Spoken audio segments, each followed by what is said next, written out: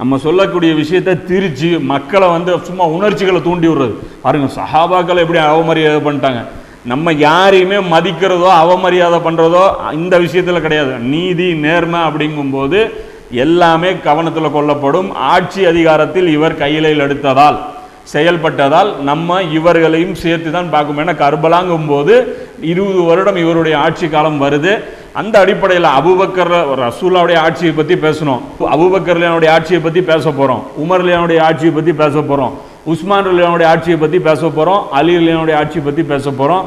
இது எல்லாமே பேசும்போது மகிழ்ச்சி தான் ஏற்படுது. இவருடைய ஆட்சியை பற்றி பேசும்போது உங்களுக்கு சந்தோஷம் தானே வரணும். இதில் ஒரு விஷயம் நம்ம வந்து கிளியர் பண்ண போகிறோம். அப்போ இந்த ஆட்சி பேசுறதுக்கு முன்னாடியே ஐயோ இந்த ஆட்சியை பற்றி பேச போகிறாங்களே, இவங்க பேசுகிற அந்த விதத்தை பார்க்குறாங்க. நம்ம இது வரைக்கும் பேசின விதம் எப்படி இருக்குது, எல்லாம் குர்ஆன் ஹதீஸ் அடிப்படையில் பேச போகிறோம். எந்த ஒரு வரலாற்று சம்பவத்திலேருந்து எடுத்து ஆதாரம் காட்டல. அப்போ இதெல்லாம் பார்க்கும்போது ஹதீஸ்களில் என்ன இருக்குன்னு உங்களுக்கு தெரியும். அதனால தான் முன்கூட்டியே என்ன பண்ணுறாங்க, ஒரு பதட்டமான ஒரு சூழ்நிலைக்கு வராங்க. அதனால தான் என்ன பண்ணுறாங்க, முன்கூட்டியே வந்து இதை வந்து எப்படியாவது மக்களை வந்து இதை கேட்க விடாமல் பண்ணிடணும், மோசமாக தான் இவங்க பேச போகிறாங்க அப்படின்ட்டு. நம்ம மோசமாகவும் பேசலை நல்லாவும் பேசலை, என்ன இருக்கோ அதை பேசுகிறோம். இப்போ நாம் வந்து அதை பேசுறதுக்கு தவறிட்டோம்னு வச்சுக்கோங்க. உதாரணத்துக்கு இவருடைய ஆட்சியில் நடந்த சில சம்பவங்களை நாம் தவறாக எடுத்து பேசிட்டோம்னா நீங்கள் என்ன பண்ணலாம், தாராளமாக அதை எடுத்து மக்கள் மத்தியில் எடுத்து பேசலாம். இல்லை இவன் சொல்கிறது தப்பு, இப்படி தான் நடந்துச்சு அப்படின்னு சொல்லி உங்களுடைய அந்த ஸ்டாண்ட் என்ன இருக்கோ அது பேசுங்க. அது வரைக்குமான அதுக்காக தான் நம்ம பதிலும் கொடுக்கறது இல்லை. ஏன் பதில் கொடுங்க அப்படின்னா, நம்ம கேட்டு பார்த்தோம். இப்போ இந்த 10 தலைவர்கள் சம்பந்தமாக சில விமர்சனங்கள் பண்ணப்பட்டிருக்கு. அதில் பதில் கொடுங்கன்னா அபத்தமான விஷயங்கள் இருக்குது. அதாவது வரலாற்று சம்பவங்களே பார்த்தீங்கன்னா மாற்றி பேசுகிறாங்க. முன்னாடி நடந்த சம்பவத்தை பின்னாடி நடந்த சம்பவத்தோடு மேட்ச் பண்ணுறாங்க. எந்த குர்ஆன் ஆயத்துக்கு என்ன விளக்கம்ங்கிறத மாற்றி பேசும்போது ஒரு என்ன சொல்கிறது, ஒரு வேலிடாக ஒரு கொஸ்டினே இல்லாத போது அந்த கொஸ்டினுக்கு என்னத்தை போய் பதில் சொல்கிறது.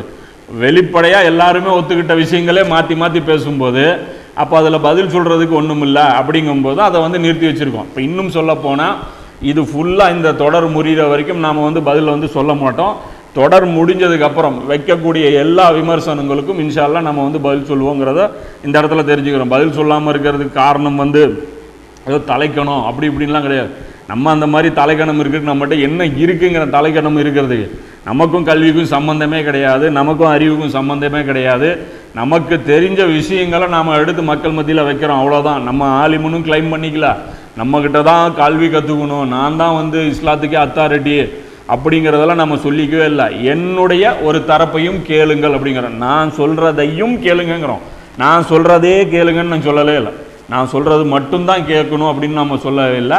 நாம் சொல்கிறதையும் என்னுடைய வார்த்தைகளை விட்டுருங்க, நாம் காட்டக்கூடிய ஹதீஸ்களை மட்டும் எடுத்துக்கோங்கிறோம்.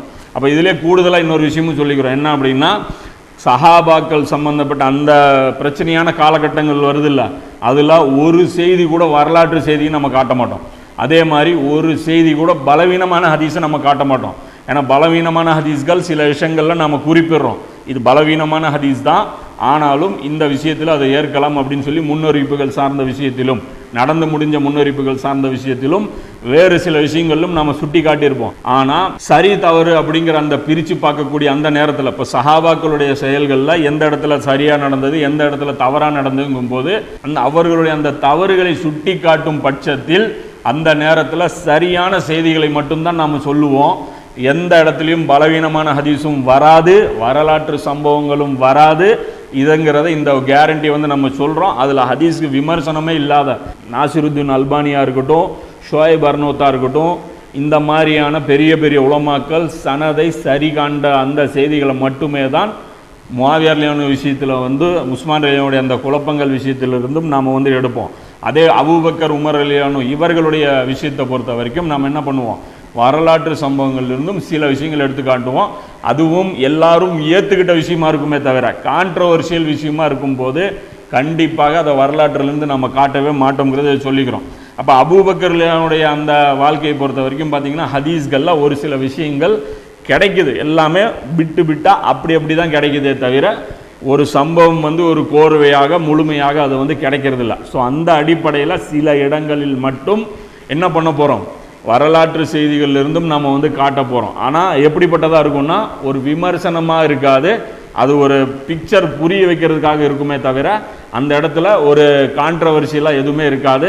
எல்லாரும் ஒத்துக்கொண்ட ஒரு விஷயம், கருத்து முரண்பாடு கொண்ட விஷயமா அது இருக்காது அப்படிங்கிறதும் இந்த இடத்துல புரிஞ்சுக்கிறோம்.